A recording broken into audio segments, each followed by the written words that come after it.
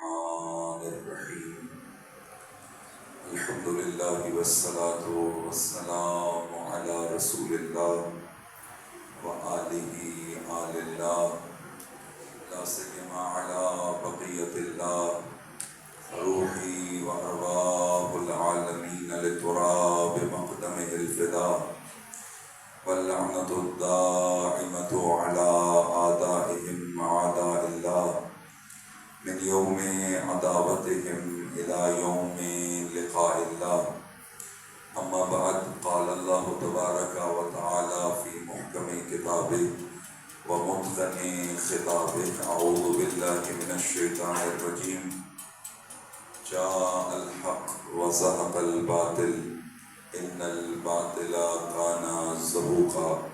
صدق الله العلي العظيم. ایک صلوات پڑھ لیجیے محمد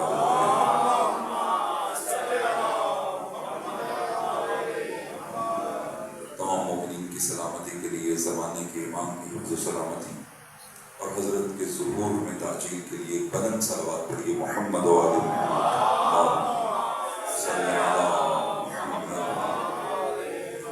و ناصر اسلام اور اہل اسلام کے خلاف پیروان اہل بیت و مکتب اہل بیت کے خلاف تخریب کاری میں سرگرم عمل ہیں، ان کی نیست و نابودی کے لیے بلند صلوات پڑھیے محمد و آل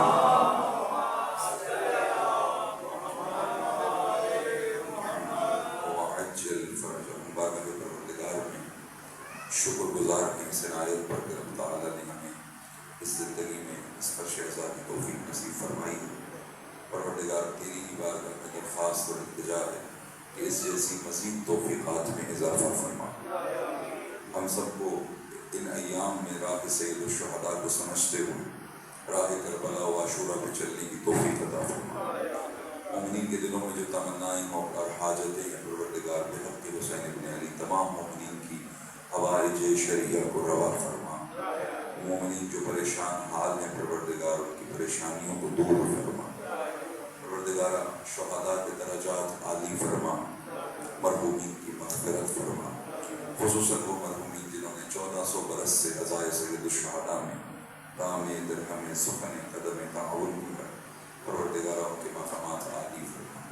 ہم سب کو دنیا و آخرت میں شفاعت محمد و آل محمد و شفاعت جناب سیدہ نصیب فرما۔ اب اپنی دعاؤں کی قبولیت کے لیے بلند صلوات پڑھیے محمد و آل محمد۔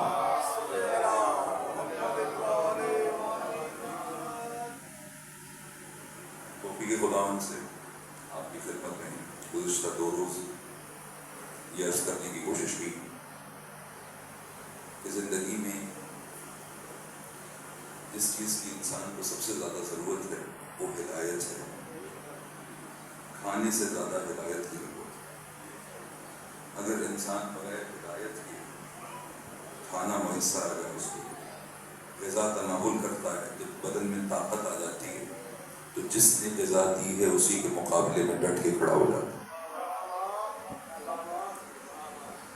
لیکن اگر ہدایت ہو تو جانتا ہے کہ یہ ایک لقمہ ایسے ہی میرے منہ تک نہیں پہنچ گیا، بلکہ میرے رب نے اتنا لطف کیا کہ وہ ایک دانہ جو منو مٹی کے نیچے دبا ہوا تھا، خدا نے اس دانے کی پرورش کا آغاز ایک انتہائی نحیف اور لطیف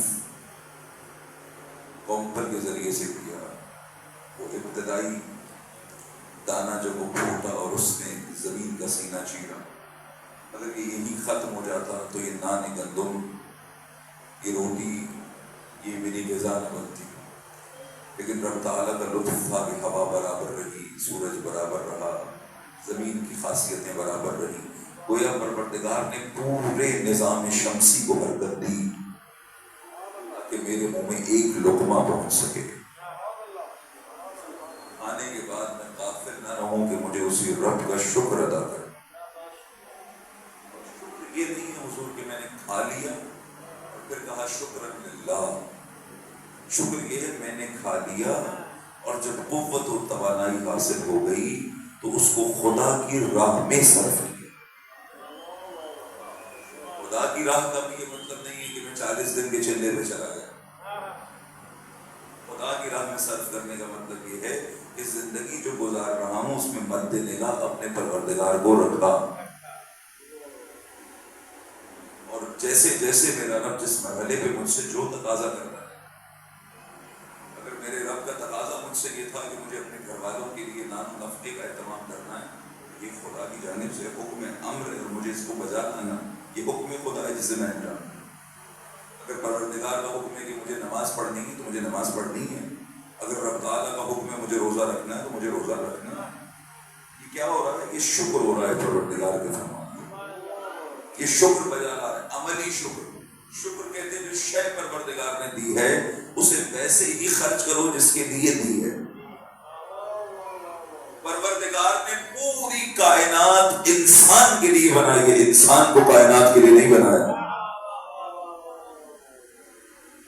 انسان اس دنیا، اس بس دنیا خود کو اس دنیا کے عوض فروخت کر یا اپنی قیمت لگائے اور قیمت میں دنیا طلب کرے۔ وسائل میں ضرورت ہے انسان، جسمانی ضروریات ہیں، ان ضروریات کو پورا کیجیے، مگر اس ضرورت سے غافل نہ رہیے جو آپ کی روح کی ضرورت ہے۔ اس فرش عذاب میں یہی غذائے روح تقسیم ہوتی ہے کہ جس سے وہ کہیں روٹین اور روزمرگی میں وہ روح جو کہیں مر جاتی ہے، ان شہداء کا ذکر اسی روح کو زندہ کر دیتا ہے۔ بس ہدایت کی ضرورت ہے، ہادی کی ضرورت، ہادی کے بغیر گزارا نہیں ہے۔ سب سے بڑی مشکل یہ ہے کہ وہ امت جس کا امام پردہ غیبت میں وہ صبح سے لے کر رات کرے مگر کسی مرحلے میں اسے یہ خیال نہ آئے کہ اے کاش اگر امام ہوتے تو میری زندگی اس سے بہتر ہوتی۔ ظلم یہ ہے کہ امت امام کے بغیر زندگی گزارنے کی عادی ہوئی، اسی مرحلے پہ ضرورت ہی محسوس نہ کرے کہ بھائی مجھے امام چاہیے۔ یہ کب ہوتا ہے؟ جب انسان اپنی زندگی کا ہدف کھو دیتا ہے۔ اگر انسان کو یہ پتا ہو کہ میں انسان ہوں اور میرا سفر انسانی ہے تو ممکن نہیں ہے کہ وہ ہادی کے بغیر یہ سفر طے کر سکے، اور قدم قدم پہ یہ ضرورت محسوس نہ کرے کہ میرا ہادی، میرا امام، میرا رہبر، میرا مقتدی جسے خدا نے مقرر کیا ہے۔ رہبر بھی خود نہیں بنا سکتے، خدا بناتا ہے۔ جو آپ خود بنائیں گے وہ آپ کو کہاں لے جائے گا؟ جتنا آپ خود جائیں گے اتنا ہی ہو جائے گا۔ جسے آپ خود بنائیں گے وہ بڑی ہمت بھی کرے نا تو آپ کو خاک سے اٹھائے گا، خاک ہی پر اتار دے گا۔ بھائی انبیاء علیہ السلام نے ایئر لائنز کیوں نہیں بنائے؟ علی علیہ السلام فرماتے ہیں میں زمین سے زیادہ آسمان کے رستے جانتا ہوں، آپ بنا دیجیے نا ذرا بہترین روٹ بھی بنا دیجیے۔ اور ایک حضرت نوح علیہ السلام نے کشتی بنائی، اس کو بھی طوفان کی پیش نگاہ مد نگاہ، اس کے علاوہ نہیں کرنا۔ بشریت کے لیے کتنی بڑی آسانی تھی کہ اگر اس وقت یہ جہاز بن جاتے، وہ جو عقل کل تھے وہ یہ کام کر سکتے، تو کیوں نہیں کیا؟ اس لیے کہ وہ وسیلے جو خاک سے اٹھائیں اور خاک ہی پر اتار دیں وہ بندے خود بنا سکتے ہیں۔ امام مقرر اس لیے ہوتا ہے کہ بندوں کو خاک سے اٹھائے اور خدا تک پہنچا دے۔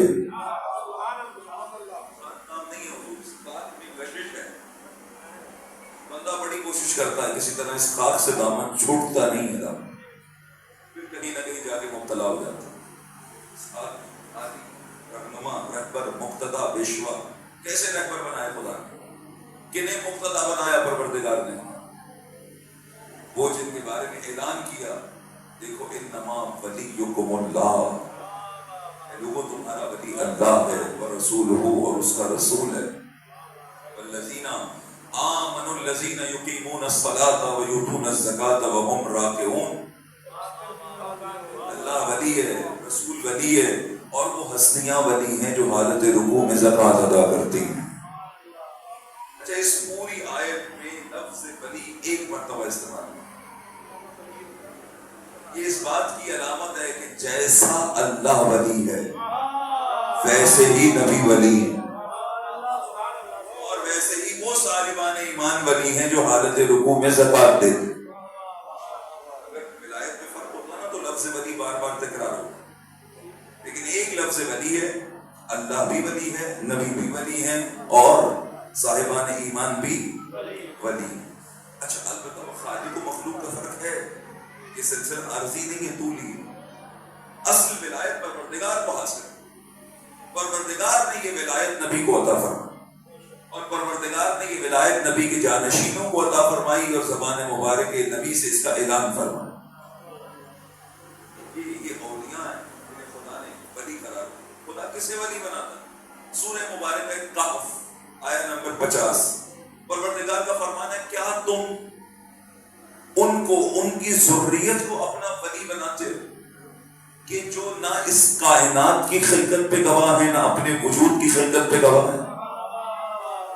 بھائی ولی کا پروٹوکول تو یہ ہے کہ اگر آپ کافر آپ کو نبی نہیں مانتے مرسل نہیں مانتے تو آپ فکر مت کیجئے ان سے کہہ دیجئے قل کفا باللہ شہیدا بینی و بینکم ومن عنده علم الکتاب. کافروں ہمیں تمہاری ضرورت نہیں ہے, میری نبوت کی گواہی کے لیے رسالت کی گواہی کے لیے اللہ کافی ہے اور وہ کافی ہے جس کے پاس علم کتاب موجود ہے.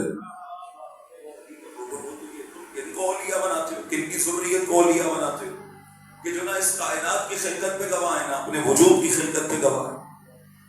معلوم ہوا کہ وہ ہستیاں کہ جنہیں خدا نے خلق کیا. سنان ابن محمد ابن سنان سے روایت ہے امام نقی ہادی علیہ السلام اللہم صلی اللہ علیہ وسلم کہ آقا کے سامنے ذکر چھڑ گیا شیعوں کے آپسی اختلافات کا. امام علیہ السلام نے بیان فرمایا کہ لوگوں سنو, سنان سنو, خداوند متعال نے سب سے پہلے ایک نور کو خلق کیا. یہ نور مصطفیٰ صلی اللہ علیہ وآلہ وسلم. پھر پروردگار نے ایک اور نور کو خلق کیا, یہ نور مرتضیٰ علیہ السلام. پھر خدا نے ایک نور کو خلق کیا وہ نور فاطمہ زہرا سلام اللہ تعالی علیہا. ان تین ہستیوں کو خدا نے خلق کیا اور یہ حجابات الہی میں محفوظ رہے اور خدا کی بندگی اور عبادت انجام دیتے رہے. ایک مرحلے میں پروردگار نے ارادہ کیا کہ کائنات کو بنایا جائے. خدا نے کائنات کو خلق کیا اور ان ہستیوں کو کائنات کی خلقت پہ گواہ بنایا. اور جب کائنات خلق کر چکا تو پھر تمام کائنات کا نظام ان ہستیوں کے حوالے کر دیا. اب یہ چاہے حلال کریں چاہے حرام, یہ اختیار ان کو دے دیا کہ یہ چاہے حلال کو حرام کریں حرام کو حلال کریں. معصوم فوراً آگے بڑھے, کہا ہاں مگر یہ وہی کرتے ہیں جو خدا چاہتا ہے.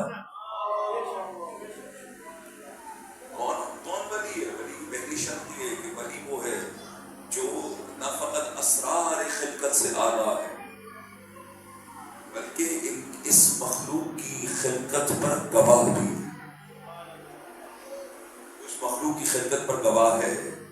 پروردگار نے اسے کی مرتبہ رتبہ ولایت عطا فرمایا. رتبہ ولایت کہ جو جب کسی ولی کو پروردگار عطا فرماتا ہے تو اس کے اندر خاص خصوصیات ملاحظہ ہے. کیوں پروردگار نے مرتبے قرار دی, ہر ایک کو ایک جیسی ولایت عطا دی, ہر ایک کو ایک جیسی عصمت عطا نہیں کی. آپ دیکھ کر فرمائیے خدا نے تمام انبیاء معصوم ہیں, یہ 14 زوات بھی معصوم ہیں. کیا فرق ہے دونوں کی عصمت میں؟ پروردگار حضرت یوسف علیہ السلام معصوم ہیں.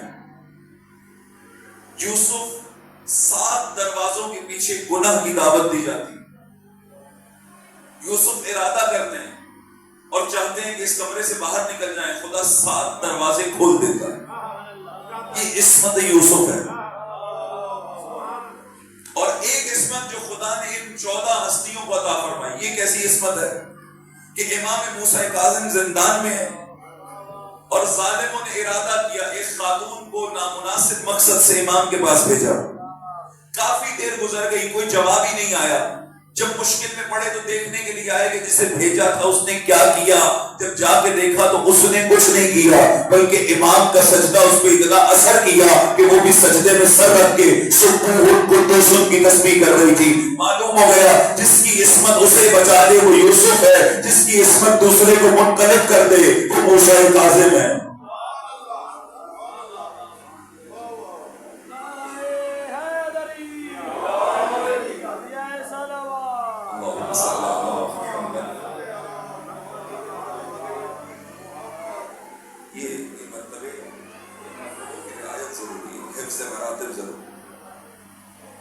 خدا نے ولی قرار دیا ہے, اولیاء قرار دیے. پہچانو خدا نے کس کو ولی قرار دیا. حضور برتری اور فضیلت کا معیار علم ہے. نبی نے غدیر میں فرمایا من کنت مولاہ فہذا. اس فرمان کے اندر کیا راز پوشیدہ ہے؟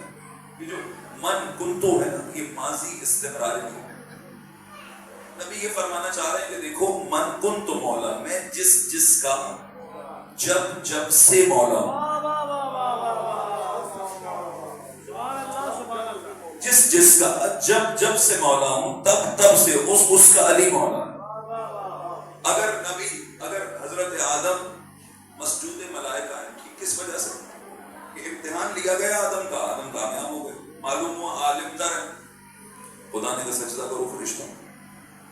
وہ آدم جو علم کی برتری کی بنا پہ مسجود ملائکہ ہیں، اس آدم کے مولا کا نام مولا نبی ہے. نوح کے مولا کا نام مولا مصطفیٰ ہے. الغرض تمام انبیاء جس کی سرداری پر ناز کرتے ہیں وہ حبیب خدا ہیں. اور نبی فرمانے جس کا میں مولا ہوں اس کا علی مولا.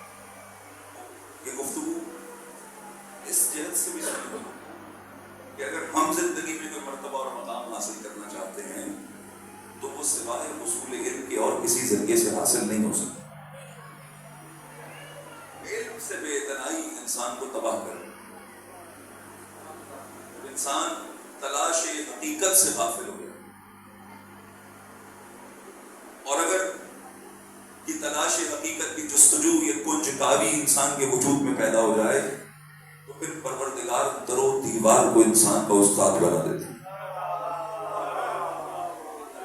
کہا جاتا ہے کہ نہ تجربہ کار جو آئینے میں نہیں دیکھتا نا، وہ تجربہ کار کچی اینٹ میں دیکھ لیتا ہے.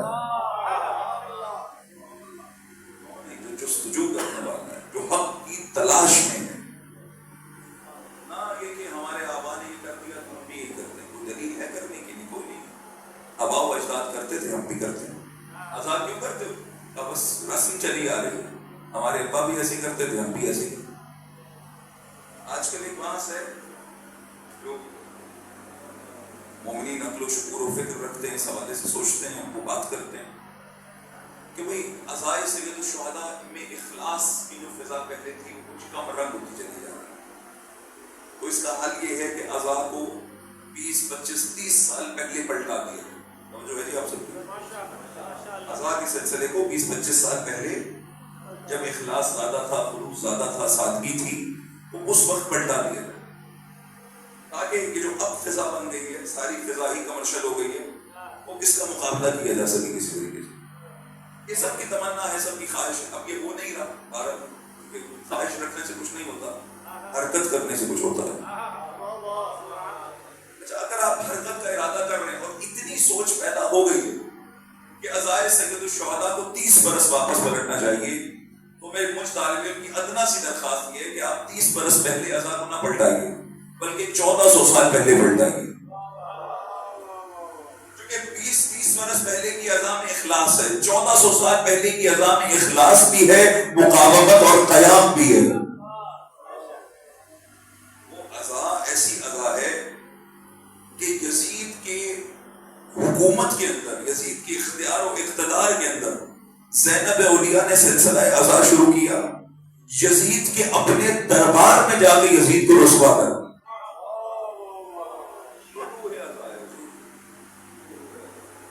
اس طرف پلٹا. وہ عزاداری جس کے چھوارے یزید بھی کھا جائے یا وہ بھی تبرک بانٹ کے چلا جائے، وہ عزائے حسین ابن علی نہیں ہو سکتی، کیونکہ عزا سب سے پہلی تکلیف ہی یزید کو دیتی ہے. میں پسند نہیں آئی آپ کو میری بات، کوئی تائید نہیں کیا آپ نے اس بات. عزائے سید الشہداء کربلا کے تسلسل کا نام ہے. ہم کس کاروان میں شامل ہیں جسے زینب بنت علی نے لیڈ کیا ہے، جسے بی بی لے کر آگے بڑھی؟ اس قیام کی کیا حقیقت ہے؟ اس قیام کی حقیقت یہ ہے کہ جب یزید شہید کر کے جشن منا رہا ہو، اسی کے دربار میں کھڑے ہو کے اسے آئینہ دکھاؤ، اس کو رسوا کرو، اور صرف اس یزید کو نہیں بلکہ زمانے کے ہر یزید کو، جب جب تم حسینی بن کے قیام کرو تب تب وقت کے یزید کی ناک خاک میں رگڑو۔ 1400 سال پہلے بڑھے اور عزائے سید الشہداء اپنی روح کے ساتھ زندہ ہے۔ آج یہ کر رہا تھا کہ معیار فضیلت علم ہے، علم برتری کا معیار ہے۔ خدا نے جسے امام بنایا، جسے ولی بنایا، اسے علم سے نوازا، اور جس طرح جس کا مرتبہ علم بلند ہے اس کا درجہ بھی بلند ہے۔ پروردگار کا فرمانا ہے وَإِذْ أَخَذَ اللَّهُ مِيثَاقَ النَّبِيِّينَ لَمَا آتَيْتُكُم مِّن كِتَابٍ وَحِكْمَةٍ، کہ پروردگار نے انبیاء سے عہد لیا کہ پروردگار تمہیں کتاب اور حکمت میں سے کچھ عطا کرے گا، جو ہے جی کتاب اور حکمت میں سے کچھ عطا کرے گا، اور عہد یہ ہے کہ جب تمہارے درمیان رسول آئیں گے جو مصدق لما معکم، تمہیں اس رسول کی مدد بھی کرنی ہے، اس رسول کی نصرت بھی کرنی ہے، اس رسول پر ایمان بھی لانا۔ انبیاء سے خدا نے عہد دیا، جب خدا نے اپنے علم میں سے اور حکمت میں سے کچھ عطا کیا تو آدم بنے، جب علم و حکمت میں سے کچھ عطا کیا تو حضرت نوح و ابراہیم بنے، جب علم و حکمت میں سے کچھ عطا کیا تو حضرت موسیٰ اور عیسیٰ بنے وعلی نبینا علیہ الصلوۃ والسلام، اور جب پوری کتاب کا علم عطا کیا تو علی بن ابی طالب وجود میں آئے۔ ومن عنده علم الکتاب،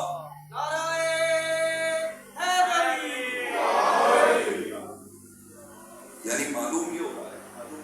دیکھیے ایک اور چھوٹا سا مسئلہ عرض کروں آپ کی خدمت، چلیں آسان کر دیتے ہیں بات، آپ کے لیے زیادہ سکینہ اور صلوات پڑھیں محمد والے اللہم صل علی،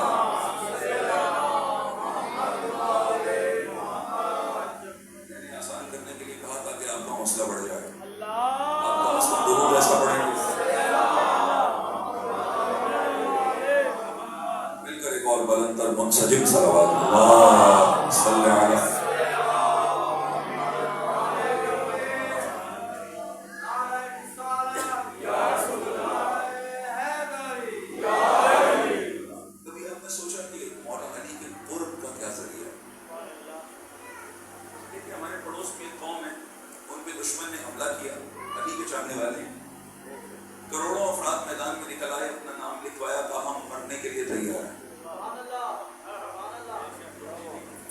ہمارا مسئلہ مرنے کا نہیں، ہم ابھی مرنے نہیں جا رہے، کیا ہم ایام عزم جو ہیں ہی ایام عزم،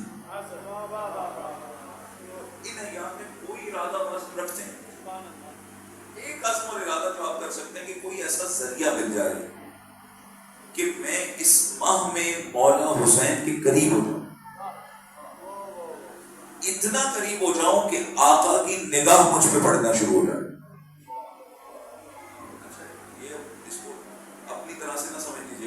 قریب جائیں گے تو ہم نظر آئیں گے، نہیں، یہاں قربت سے مراد کچھ اور ہے، یہاں قربت جسمانی نہیں ہے، یہاں قربت دلی قربت ہے۔ اس کیا کروں قرب جس کے ذریعے سے حاصل، حضور ایک ذریعہ یہ ہے کہ آج سے علم کی جستجو شروع کر دیجئے، عالم کے قریب ہو جائیں گے۔ علی سے بڑا عالم ہے کوئی؟ انا مدینۃ العلم وعلی، چاہتے ہیں علی کی قربت، آپ دل میں علم کی محبت کے پیدا کیجئے، آپ کی مولا سے قربت ہو جائے گی، کیونکہ علم ہمارے فضیلت ہے۔ تاریخ میں خاتون ہے جن کا نام ہے حرہ سعدیہ، حرہ جناب حلیمہ سعدیہ کی بیٹی اور امیر المومنین کی عاشق۔ حجاج ابن یوسف سے کسی نے شکایت کی کہ حرہ علی کے فضائل بہت پڑھتی ہے، حتیٰ یہاں تک کہ علی کو صحابہ کرام سے افضل سمجھتی ہے۔ امام احمد ابن حنبل کے فرزند نے ان سے پوچھا تھا کہ بتائیے صحابہ میں کس کا مقام سب سے بلند ہے؟ انہوں نے کہا صحابہ میں سب سے بلند مقام حضرت ابوبکر کا ہے، پھر حضرت عمر کا ہے، پھر حضرت عثمان کا ہے، پھر ترتیب وار 5 6 7 نام دیے. بیٹا حیرت سے پوچھتا ہے کہ آپ نے ابھی تک علی کا نام نہیں دیا. سوال ٹھیک کرو, تم نے پوچھا کہ صحابہ میں کس کا بلند مقام ہے؟ علی اہل بیت میں سے.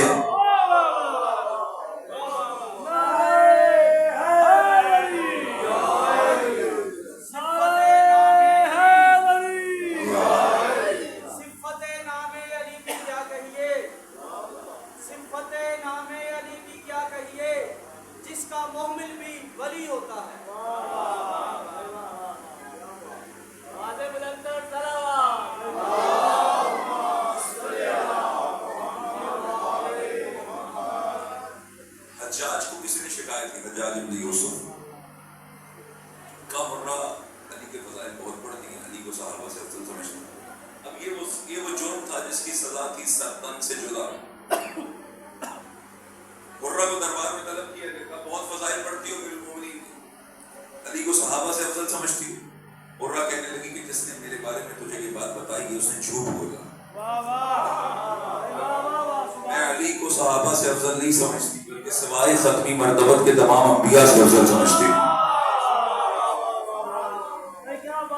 مرہ اگر وہ دلیل نہ دے سکی تو زندہ واپس نہیں جائے گی. کہا میرے پاس دلیل نہیں ہے, دلائل ہیں, میں دلیل دیتی جاتی ہوں, تو تصدیق یا تردید کرتا جا. کہا ابو البشر حضرت آدم علیہ السلام,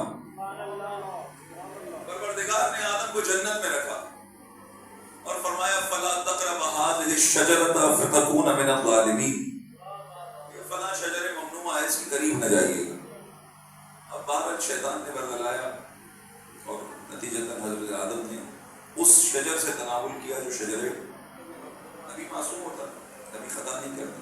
یہ ترک اولا تھا, وہ نبی سے انجام ہے. مرہ نے یہ بیان کرنے کے بعد رخ کیا حجاج کا, دیکھ نبی سے ترک اولا انجام پایا. اب تو مجھے یہ بتا کہ اب کیا کوئی ایک ایسا حکم ہے جو خدا نے نازل کیا ہو, میرے مولا علی نے اس پہ عمل نہ کیا ہو؟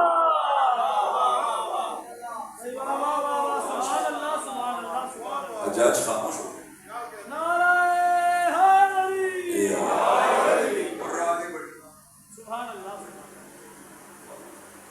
کہنے لگی کہ پروردگار نے قرآن مجید نے 2 انبیاء کا ذکر کیا, 2 انبیاء کی ازواج کا ذکر کیا, زوجہ حضرت نوح علیہ السلام و زوجہ حضرت لوط علیہ السلام.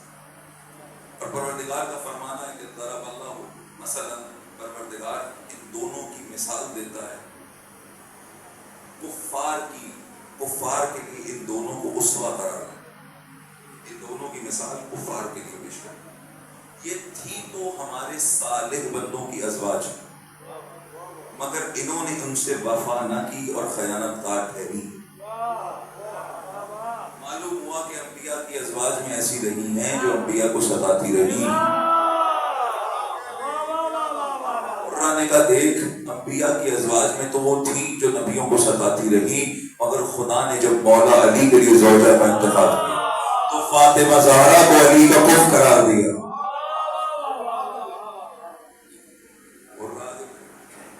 عظیم الشان نبی حضرت ابراہیم علیہ السلام خدا سے کہتے پروردگار دکھا تو موت کو کیسے خلق کرتا. میرے بندے, میرے خلیل ایمان نہیں ہے, یقین نہیں ہے ہم پر. کہا ہے میں بس اطمینان قلب چاہتا ہوں.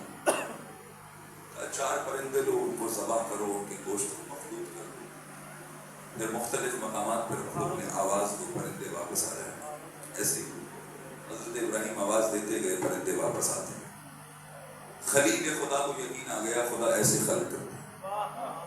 کہا جب خلیل کو جناب ابراہیم کو یقین دلانا پڑا تو خدا کو اس پروسیجر سے گزارنا پڑا تاکہ یقین آ جائے. اور نے کہا میرا مولا علی وہ ہے جو فرماتا ہے اگر سارے حجابات ہٹا دیے جائیں علی کے یقین میں ذرہ برابر اضافہ نہیں ہوگا, کیونکہ علی کمال یقین پر پائے.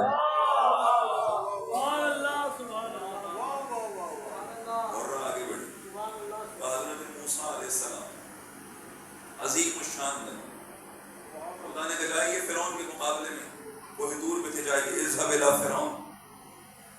حضرت موسیٰ نے فرمایا پروردگار میں جب گیا تھا تو ان کا ایک بندہ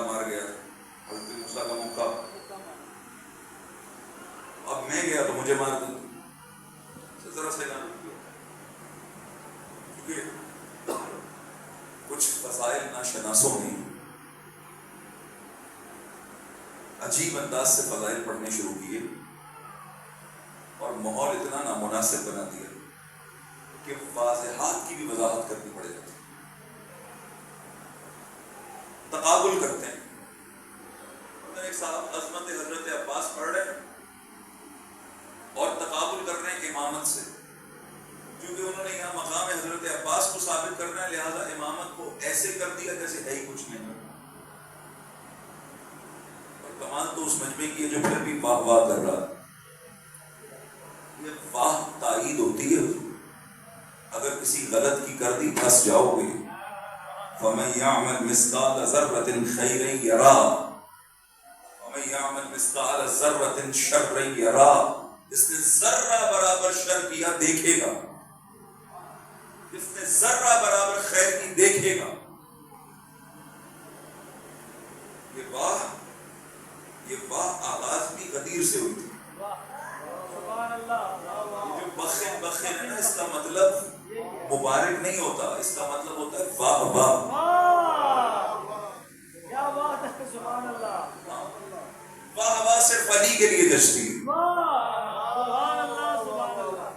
یہ نہ ہو کسی نامناسب بات کیا واہ کہہ کے تائید کر دیں صرف اس لیے کہ ممبر پر ہے، صرف اس لیے کہ ذاکر حسین ہے، اب اس کو اختیار ہے جو چاہے کہتا چلا جائے۔ اتنا اختیار تو اللہ نے اپنے نبی کو نہیں دیا کہ جو چاہے کہتا چلا جائے، وہ بھی آپ کو نہیں دیا۔ ہم مجھے اور آپ کو کیسے دے دیا کہ جو منہ میں آئے کہتے چلے؟ بس ائمہ کی فضیلت بیان کرتے ہیں، انبیاء کو رگڑ چھوڑتے ہیں۔ انبیاء تشیع، آپ جب بول رہے ہو صرف آپ کے اپنے آپ کو نہیں سن رہے، بلکہ سب آپ کو سن رہے ہیں اور آپ کے بارے میں رائے قائم کر رہے ہیں کہ آپ کیسے مسلمان ہو۔ شیعوں بتاؤ ہم وہ مسلمان ہیں جو انبیاء پر ایمان رکھتے ہیں۔ انبیاء پر ایمان کے بغیر انسان مسلمان نہیں ٹھہرتا۔ پورا قرآن اٹھا کر دیکھ لیجیے، آپ کو جگہ جگہ انبیاء کے واقعات ملتے ہیں تاکہ آپ کے دلوں کو ان واقعات کے ذریعے سے خدا مضبوط بنا دے۔ اب جو ہم ذکر کر رہے ہیں، تقابل کر رہے ہیں، یہ کیسا تقابل ہے؟ ہم کسی کو گرا نہیں رہے، کسی کو اٹھا نہیں رہے، ہم صرف اتنا بتا رہے ہیں خدا نے اسے کیا مرتبہ دیا ہے، اسے کیا مرتبہ دیا۔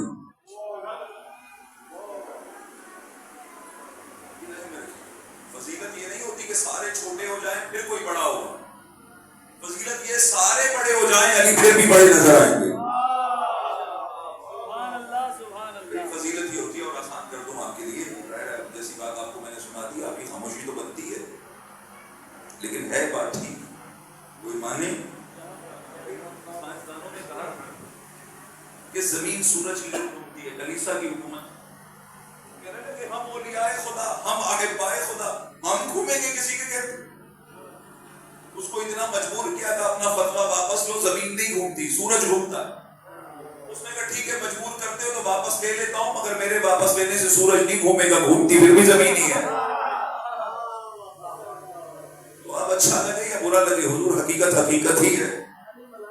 یہ واہ تائید ہے، یہ تائید کسی غلط کی نہیں کرنا، خیال رکھنا اس چیز کو۔ کمال یہ حضور، کمال یہ نہیں ہے سب چھوٹے ہیں میں بڑا ہوں، کمال یہ کہ ایک ایسی ردا ہے جس میں مصطفیٰ بھی ہیں، مرتضیٰ بھی ہیں، اور جبریل خدا سے پوچھے کہ زیرے کے ساتھ کون ہے، خدا پکار کے کہ ہوں فاطمہ۔ مصطفیٰ کی موجودگی میں، مرتضیٰ کی موجودگی میں فاطمہ ہو۔ حضرت موسیٰ علیہ السلام کو موت کا خوف نہیں ہے، لیکن بتا رہے ہیں کہ میں جاؤں گا، میں نے تبلیغ دین کرنی ہے۔ اگر انہوں نے بدلہ لے لیا پروردگار، برہ یہاں رکی کا دیکھیں جب حضرت موسیٰ کو پروردگار نے کہا جائیے فرعون کے مقابلے میں، موسیٰ نے عذر خواہی کی، کہا ادھر میرا مولا علی ہے۔ ایک شب نبی نے ہجرت کا ارادہ کیا، نبی کے بستر کو تلواروں نے گھیرا ہوا تھا، علی سے کہا یا علی میرے بستر پہ سو جائیے۔ علی نے کچھ اور نہیں پوچھا، کہا بتائیے آپ بچ جائیں گے، حق بچ جائے گا۔ پہلا سجدہ شکر کیا اور نبی کے بستر پہ ایسے سوئے جیسے خود نبی سو رہے ہیں۔ شب کفار یہ سمجھتے رہے کہ نبی سو رہے ہیں، اور کیا سوئے، وہ مقام جو لوگوں نے جاگ کے حاصل نہیں کیا، علی نے سوتے سوتے حاصل کر لیا۔ خدا سے تجارت اصول جانتے ہیں آپ؟ کوئی تجارت جب آپ کرتے ہیں آپ کے پیسے ہوتے ہیں دوسرے کا مال، ایسے ہی آپ پیسے دیتے ہیں مال لے لیتے، یا آپ کا مال ہوتا ہے دوسروں کے پیسے، ایسے ہی ہوتا ہے. یعنی ایک شے دی جا رہی ہوتی ہے، ایک شے جو دی جا رہی ہوتی ہے وہ شے اپنی ہوتی ہے. دوسروں کے مال میں تجارت نہیں کیجیے گا، کسی کی کھڑی گاڑی نہیں بیچ دیجیے گا، کسی کا گھر چاہے وہاں کوئی ضعیف ہی رہتا ہو وہ اسی کا ہے. آپ نے لے لیا تو یہ گھر نہیں خریدا بلکہ جہنم میں ایک ٹھکانہ خریدا ہے. قبضہ مت کیا کیجیے. خدا تو اتنی اجازت نہیں دیتا کہ اگر مسجد میں خدا کے گھر میں آ کے کوئی سجدہ رکھ کے چلا جائے اب اسی سجدہ ہٹا کے خود کھڑے ہو جائیں.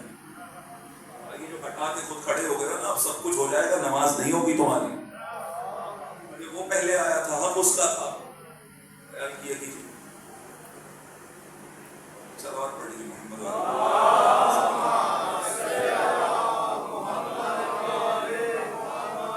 میں چاہتا نہیں ہوں اتنا آپ کو اصلاح کروں. میں کیوں نہیں چاہتا؟ میں اس لیے نہیں چاہتا کہ آپ سننا نہیں چاہتے. لیکن ہم کیا کریں حضور کے یہ رشتہ جو آپ کے اور ہمارے درمیان رشتہ محبت قائم ہوا ہے، یہ ہم نے براہ راست قائم نہیں کیا بلکہ یہ سید الشہداء کی وجہ سے قائم ہوا. لہٰذا جی چاہتا ہے کہ کچھ ایسی باتیں کی جائیں جس سے ہم مل کر آگے سفر کریں. اب تک ہم نے فخر کیا حسین ہمارا امام ہے. ایک شب عاشور ایسی نصیب ہو جس میں حسین فخر کریں یہ میرا پیروکار ہے. اور خدا فرشتوں سے کہے دیکھو تم کہتے تھے کہ خون بہائے گا، یہ دوسروں کو قتل کرے گا، اسے دیکھو یہ خود قربان ہو کے دوسروں کو بچانے والا ہے.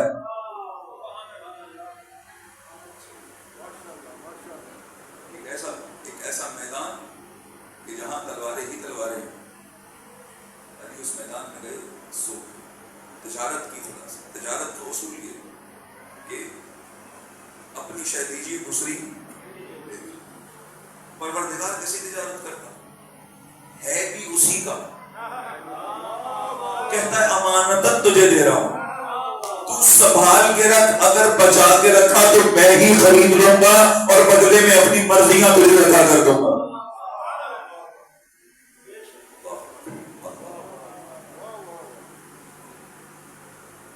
اور آگے بڑھی قرآن مجید میں مادر حضرت عیسیٰ جناب مریم سلام اللہ علیہا کا قصہ موجود ہے.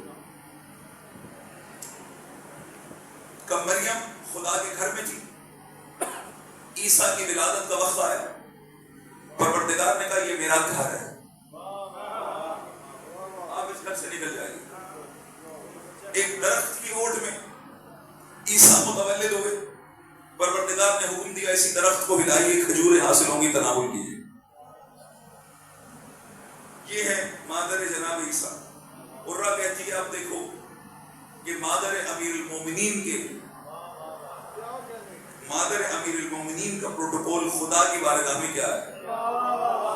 کب مریم خدا کے گھر میں تھی خدا نے باہر جانے کا کہا. مادر علی اپنے گھر میں تھی خدا نے اپنے گھر بلایا. دروازے پہ تالا تھا لہذا دیوار میں در بنایا. جب 3 دن بعد خدا کی مہمان رہ کے لوٹی تو اپنی عظمت کا اعلان کیا، کہا میں ہر برجستہ خاتون سے بلند ہو گئی. مریم کو درخت کھلانے پہ کھجوریں ملی، خدا مجھے 3 دن بہشتی کھانے کھلاتا رہا.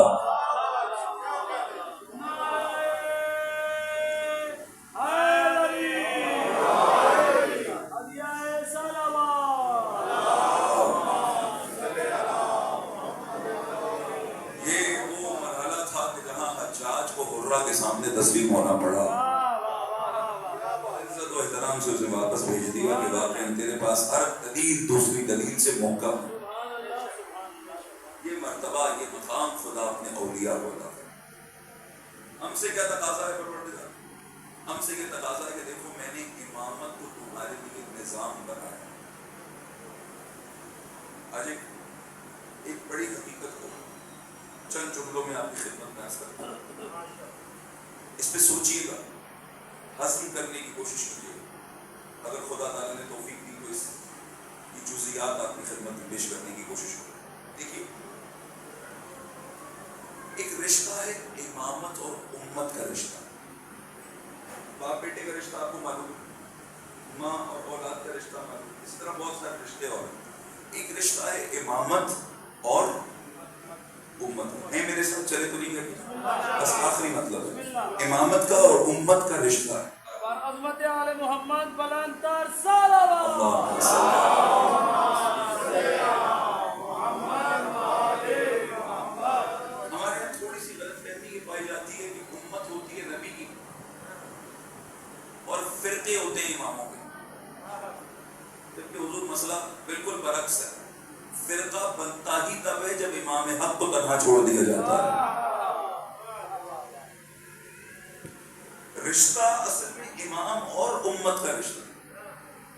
مثلا کہا جائے آپ نبی کی امت ہے تو آپ سارے کہیں گے ہیں. اب میں آپ سے کہوں علی کی امت ہے, کیوں؟ کیونکہ ہمیں پتا ہے کہ امت نبی کی ہوتی ہے. نہیں, حضور نبی کی امت بھی اس لیے ہوتی ہے کہ نبی نبی بھی ہے, نبی امام بھی ہے.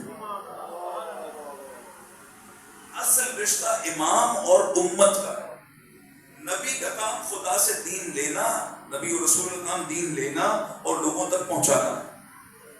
اگلا مرحلہ دین نافذ کرنا. خدا زبردستی دین نہیں ٹھونستا آپ پہ, اٹھو پڑھو نماز نہیں, دو رستے دکھاتا ہے. کہ دیکھو یہ راہ حسینیت ہے, راہ یزیدیت ہے. اس جگہ نمازی ہیں, اس جگہ روزے دار ہیں, اس جگہ متقی ہیں, اس جگہ خدا کی پرواہ کرنے والے ہیں, اس جگہ خشیت اللہ دل میں رکھنے والے ہیں. اس حد تک خوف خدا اور خشیت خدا ہے کہ خوف خدا میں اپنی جان قربان کرنے کو تیار ہے. ادھر بے نمازی ہیں, ادھر بد دیانت ہیں, ادھر بد کردار ہیں. تمہاری مرضی جس طرح کو چاہے اختیار کرو, جس راستے کو اختیار کرو گے اس کا نتیجہ تمہارے دامن کی ہو جائے گا, وہ نتیجہ تمہیں عطا کر دے. پروردگار زبردستی نہیں کرتا. جب زبردستی نہیں کرتا پھر دین نافذ کیسے ہوگا؟ پروردگار نے امام بنایا اور امت بنائی, اور امام و امت کے درمیان ایک صمیمی رشتہ قائم کیا. یہ رشتہ باپ اور بیٹے کے رشتے سے زیادہ مضبوط ہے. سوچ نہیں سکتا کوئی آپ کو بہت محبت ہوگی حسین سے, لیکن آپ تصور نہیں کر سکتے کہ حسین ابن علی کو آپ سے کتنی محبت ہے. سید الشہداء خود فرماتے ہیں من احبک نہاکا, کا جو تجھ سے محبت کرے گا تجھے غلطی سے روکے گا. حسین نے اپنا پورا قربہ قربان کر دیا تاکہ لوگوں کو, انسانیت کو غلط راہوں سے روکا جا سکے. اتنی محبت کرتے ہیں سید الشہداء ہم سے, قابل تصور ہے. یہ امام اور امت کا رشتہ کیوں قائم کرنا ضروری ہے؟ کیونکہ اگر یہ رشتہ قائم ہوگا تو امت امام کی مطیع بنے گی, اور یہ اطاعت ہے جو دنیا میں بھی کمال تک پہنچاتی ہے, آخرت میں بھی کمال تک پہنچاتی ہے. اگر یہ آپ امام کو سب کچھ مان لیں, امام نہ مانیں. مثلا ایک ڈاکٹر ہے, وہ آپ کا رشتہ دار بھی ہے, مطلب بھائی ہے, ڈاکٹر ہے, دوست بھی ہے, اور بھی چند رشتے اس سے بنتے ہیں. آپ کا ہمراز بھی ہے, سب کچھ ہے. لیکن جب تک آپ ڈاکٹر کو ڈاکٹر نہیں مانیں گے, بیماری سے صحت یاب نہیں ہو سکتی. اب سب کچھ مان لیجیے, ڈاکٹر صاحب سے ہمارے بڑے تعلقات ہیں, یہ تعلقات کدھر لے کے جانے ہوں گے؟ آپ ڈاکٹر کو جب تک ڈاکٹر نہیں مانیں گے تب تک اس کے دین نسخے میں عمل کے قابل نہیں ہوں گے, اور اس وقت تک شفا یاب نہیں ہوں گے. بالکل ایسے ہی ہے جسے خدا نے طبیب دوار بنایا یا طبیب القلوب بنایا. اگر اس امام کو سب مانے, باب الحوائج مانے, مشکلوں کو ڈالنے والا مانے, اور سب کچھ مانے, یہ بھی حق ہے. معصوم امام باب الحوائج ہے, امام وسیلہ ہے بارگاہ خدا, امام کے ذریعے سے ہم خدا کی بارگاہ میں جاتے ہیں. آپ امام سے ہر قسم کا رابطہ برقرار کر لیجیے, لیکن امام کو امام نہ مانیے. کہاں پہنچے گی؟ کہیں بھی نہیں, جماعت کے وہیں رہے. امام بنانے کا کیا مطلب ہے؟ امام بنانے کا مطلب یہ کہ زندگی میں جو بھی کرنے لگو, ایک مرتبہ ضرور پوچھو آقا جو میں کر رہا ہوں یہ درست ہے.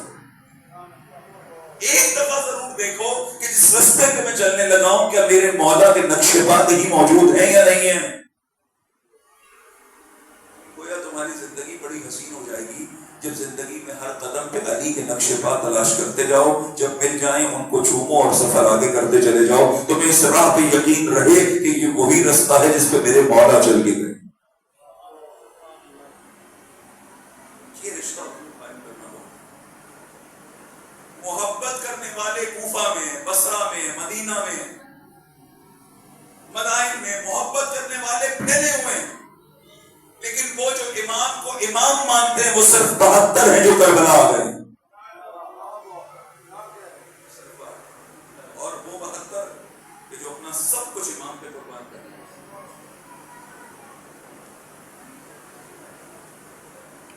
سید الشہداء علیہ السلام کشتی نجات و سفینہ نجات قائم کرنے کربلا پہنچے۔ کربلا پہنچتے ہی آقا نے اس زمین کو خریدا بنی اسد سے، اور زمین خریدنے کے بعد ایک بڑا رقبہ آقا نے انہیں کو واپس ہبا کر کہا کہ یہ ہدیہ میری جانب سے قبول کرو، اور اب جو میں کہنے جا رہا ہوں اس پہ عمل کرو۔ 3 طبقات سے امام نے گفتگو کی۔ پہلا طبقہ مردوں کا تھا، کہا دیکھو ابھی روز عاشور آئے گا، ہم سب کو ہمارے مردوں کو شہید کر دیا جائے، ہماری لاشوں کو پامال کر دیا جائے، ہمارے ورثہ کو اسیر بنا دیا جائے، کوئی نہیں ہوگا جو ہمارے جنازوں کو دفنائے، تم آنا اور ہماری قبریں بنا کر ہمیں دفن کرنا۔ مردوں سے کہنے کے بعد غریب زہرا نے بنی اسد کی خواتین سے کہا اگر تمہارے مرد ڈر جائیں، مصلحت کا شکار ہو جائیں، تم کسی بہانے سے آنا اور ہمیں دفن کرنا۔ جب خواتین سے کہہ چکے، تیسرا طبقہ سنو گے غربت غریب زہرا، بنی اسد کے بچوں سے کہا بچوں اگر تمہارے بڑے ڈر جائیں تو تم کھیلتے کھیلتے آنا، ہماری لاشوں پہ مٹی ڈال کے چلے جائیں۔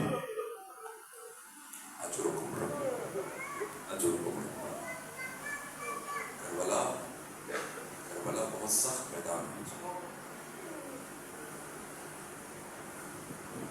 سید الشہداء علیہ السلام کا ایک ایک ناصر، میرا جی چاہتا ہے چند انصار کا ذکر کروں آقا۔ دیکھیے کوفہ سے سید الشہداء کو خط لکھے گئے، سب نے بلایا، لیکن جب امام کو مدد کی ضرورت پڑی کوئی نہیں آیا، لیکن امام پھر بھی مڑ مڑ کے کوفہ کی طرف دیکھ رہے۔ لوگوں نے کہا آقا آپ کیوں دیکھتے ہیں، کوفہ سے کوئی نہیں آئے گا؟ کہا نہیں مجھے پتا ہے کوئی نہیں آئے گا، مگر جسے میں نے خط لکھا ہے وہ ضرور ہے، میرا حبیب ضرور ہے۔ حبیب کو خط ملا، خط کو پڑھا، زوجہ حبیب نے پوچھا کیا کرو؟ کہا سرداروں سے مشورہ کرتا ہوں، دیکھتا ہوں کیا کرنا۔ کہا حبیب جس حبیب کو میں جانتی تھی وہ تو ایسا نہیں تھا۔ حسین کا خط آیا، حسین نے لکھا مدد کی ضرورت ہے، اور لکھا کہ میرے ساتھ علی و بطول کی بیٹیاں بھی۔ حبیب تم مشورہ کرو گے؟ کہا نہیں میں مشورہ کرنا نہیں چاہتا تھا، میں صرف آپ کا امتحان لے رہا۔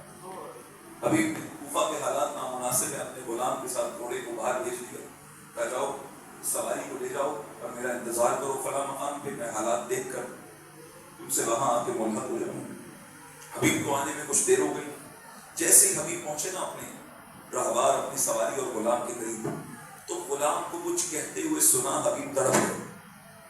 غلام اس سواری اس گھوڑے کے کان میں کہہ رہا تھا کہ دیکھ تو میرے آقا حبیب کی سواری ہے، میں آج تک کبھی تجھ پہ نہیں بیٹھا، لیکن دیکھ زہرا کا لال بڑا قریب ہے، زہرا کا لال کربلا میں تنہا ہے، مجھے لگتا ہے میرے آقا حبیب کو کوئی مشکل پیش آ گئی ہے، وہ نہیں آ سکیں گے، میں تجھ پہ سوار ہوتا ہوں، مجھے کسی طرح فرزند رسول کی مدد کے لیے پہنچا دے۔ حبیب تڑپ اٹھے، واہ غربت ابن زہرا، اب غلاموں کو ترس آنے لگا۔ حبیب سوار ہوئے، سید الشہداء نے دیکھا، معلوم ہوا کہ وہ کوفہ کی جانب سے آ رہا ہے۔ آقا نے سواری کارواں روک دیا اور روک کر حبیب کا استقبال کیا۔ جب جناب زینب نے کارواں روکنے کا سبب پوچھا تو بتایا گیا حبیب مدد کو آئے۔ بیوی نے کہا جا کر حبیب کو میرا سلام کہنا، اس عالم غربت میں ہماری مدد کو آیا ہے۔ بس حبیب کا سلام پہنچنا تھا۔ ایک مرتبہ حبیب تک جناب زینب کا سلام پہنچنا تھا کہ حبیب تڑپ گئے۔ کہا کہاں حبیب کا مقام، کہاں بنت علی کا سلام۔ حسین اپنے انصار کی بڑی قدر کرتے ہیں۔ کربلا میں ہر شہید جب دین سے زمین پر آتا تھا نا، آقا حسین کو صدا دیتا تھا۔ حسین تیزی سے، تیر کی تیزی سے پہنچ جاتا تھا۔ کربلا میں ایک شہید تھا غلام جون، جب زین سے زمین پر آئے آقا حسین کو نہیں بلایا، کہنے لگا حسین تو سرداروں کی میتوں پہ جاتے ہیں، میں تو غلام ہوں، میرے بدن سے بدبو آتی ہے۔ جیسے زین سے زمین پر آئے، کیا دیکھا؟ آقا حسین بالین پہ موجود ہیں، اور روایت کہتی ہے جو سلوک علی اکبر کے ساتھ کیا وہی جون کے ساتھ کیا۔ وَضَعَ خَطَّهُ عَلَى خَطِّهِ، ایک مرتبہ اپنے چہرے کو جون کے چہرے سے ملایا، اپنے سینے کو جون کے سینے سے ملایا، قبر میں ہاتھ ڈال کے حسین نے جون کے لاشے کو اٹھایا، گنج شہداء تک پہنچا۔ یہ حسین ابن علی ہے، حسین کہ جنہوں نے کشتی نجات قائم کی۔ جب جیسے یہ کارواں کربلا پہنچا تھا حضور 2 محرم، ایک مرتبہ حر نے رستہ روکا، آقا سید الشہداء نے وقت نماز تھا، حر جاؤ اپنے لشکر کے ساتھ نماز پڑھ لو، ہم الگ نماز پڑھتے ہیں کہ فرزند رسول جب آپ موجود ہیں تو آپ کی امامت میں نماز پڑھتے ہیں، سب نے نماز پڑھ لی۔ جب نماز سے فارغ ہوئے سید الشہداء نے دیکھا حر بھی پیاسا ہے، حر کا لشکر بھی پیاسا ہے، کب مشکیزوں کے منہ کھول دو، سب کو پانی پلاؤ۔ جب سب انسان پانی پی چکے، آقا نے فرمایا دیکھو ان کے حیوان بھی پیاسے ہیں، سب حیوانات کو بھی پانی پلاؤ، سب کو پانی پلایا گیا۔ اب آقا نے چلنے کا ارادہ کیا، گھوڑے پر سوار ہوئے، جیسے سوار ہوئے حر نے آگے بڑھ کے ایک مرتبہ لگام فرس میں ہاتھ ڈالا۔ سید الشہداء نے غضب کے عالم میں کہا تیری ماں تیرے غم میں بیٹھے۔ اب حر عرب میں انداز یہ تھا کہ اسی کے مطابق جواب دیا جانا تھا، لیکن حر فوراً رک گئے کہ آپ نے تو کہہ دیا، میں نہیں کہہ سکتا کیونکہ آپ کی ماں فاطمہ زہرا ہے۔ بس عزیزو یہ احترام تھا کہ حر جہنم سے نکلے اور جنت کی وادیوں میں آ گئے۔ شب عاشورہ آ گئی، کسی نے حر کو دیکھا، کہا حر اگر کوئی مجھ سے پوچھے کہ کوفہ کا بہادر ترین انسان کون ہے، حر میں تیرا نام لوں گا۔ آج تجھے کیا ہو گیا؟ آج تو کیوں کام رہا ہے؟ تجھ پہ کیوں لرزہ طاری ہے؟ کہا دیکھ کہ جو حسین کے خیموں سے العطش کی صدا بلند ہوتی ہے نا، یہ میرا سینہ چیرتی جاتی ہے، میں خود کو جنت و جہنم کے درمیان دیکھتا ہوں۔ پھر حر نے کہا کہ میں کبھی بھی جہنم کو جنت میں ترجیح نہیں دوں گا۔ اپنے غلام کو ساتھ لیا، بیٹے کو ساتھ لیا، ارادہ کیا سفینہ نجات میں سوار ہونے کا۔ کسی نے روکا، حر نہ جا، تو سب سے بڑا ظالم ہے، تو رستہ روکنے والا ہے، تو حسین کے بچوں کی پیاس کا ذمہ دار ہے، حسین تجھے قبول نہیں کریں گے، اس لشکر سے بھی نکال دیا جائے گا۔ حر نے کہا تجھے نہیں معلوم، مجھے حسین کے کرم سے بڑی امید ہے۔ یہ کہہ کے حر پہنچا بندے ہاتھوں کے ساتھ۔ ایک مرتبہ جب جیسے آقا حسین نے دیکھا نا، حر آ گیا، اکبر کو نہیں بھیجا، عباس کو نہیں بھیجا، قاسم کو نہیں بھیجا، کسی بنو ہاشم کے جوان کو نہیں بھیجا، کسی انصار کو نہیں بھیجا، حسین آگے خود بڑھے تاکہ حر کا استقبال کرے۔ حر قدموں میں گر گیا کہ کہیں آقا حسین کے قدموں میں جگہ مل جائے، مگر یہ کرم حسین تھا، اٹھا کے سینے سے لگایا، کہا تو دنیا میں بھی میرا بھائی ہے، آخرت میں بھی میرا بھائی ہے۔ اے وہ حسین شرمندہ ہے، جب تو دشمن بن کے آیا تھا تجھے پانی پلایا تھا، مگر آج میرے پاس تجھے پلانے کے لیے پانی موجود نہیں۔ بس اللہ حر نے ارادہ کیا کہ اپنی جان خدا کی راہ میں قربان کرے، فرزند رسول پہ قربان کر دے۔ کہا اجازت دیجئے، سب سے پہلے حر کا بیٹا آگے بڑھا کہ اپنی جان قربان کرے۔ ایک مرتبہ جیسے ہی وہ تیار ہو رہا تھا، حر نے اسے روک دیا۔ پہلے حر نے ارادہ کیا کہ میں جاؤں، لیکن پھر یہ گمان کیا کہ کہیں میرا فرزند میری موت کو دیکھ کے منصرف نہ ہو جائے اس راہ سے، لہذا اسے روکا۔ پہلے فرزند کو بھیجا، خود روکے، اور جیسے فرزند میدان میں گیا نا، حر کی کیفیت یہ ہے کہ میدان کو مشاہدہ کرتے جاتے اور حر کا دل بیٹھتا چلا جاتا۔ فرزند رسول پہ جان قربان کرنے کا عزم ہے، لیکن جانے والا بیٹا ہے۔ ایک مرتبہ وہ صدا آئی جس کا حر منتظر تھا، اور وہ صدا یہ تھی، بابا میرا آخری سلام۔ بس یہ آخری سلام آنا تھا کہ حر نے خود کو تیار کرنا شروع کیا۔ حسین آگے بڑھے، کہا حر کہاں جاتے ہو؟ کہا آپ دیکھتے نہیں جوان بیٹا پکارتا ہے۔ کہا حر کیا تو نہیں دیکھتا؟ کیا کبھی دیکھا ہے کہ جوان بیٹے کی میت پہ بوڑھا بھاگ جائے؟ پھر کبھی دیکھا ہے؟ یہ کہہ کے حر کو روک دیا۔ حر ابھی زمین و آسمان کربلا دیکھے گا کہ ایک جوان بیٹا ہوگا جس کے سینے میں بچی ہوگی، جو ایڑیاں لگا رہا ہوگا، ایک بوڑھا بھاگ ہوگا جو کبھی دائیں گرے گا، کبھی بائیں گرے گا، اور کبھی آواز دے گا اے میرے لال، تیری موت کے بعد مجھے کچھ نظر نہیں آتا۔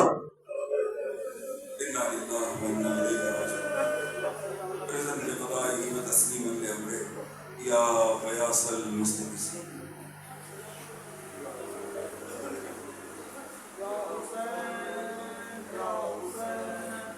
یا حسین یا حسین یا حسین یا حسین یا حسین سب مل کے جواب دیں یا حسین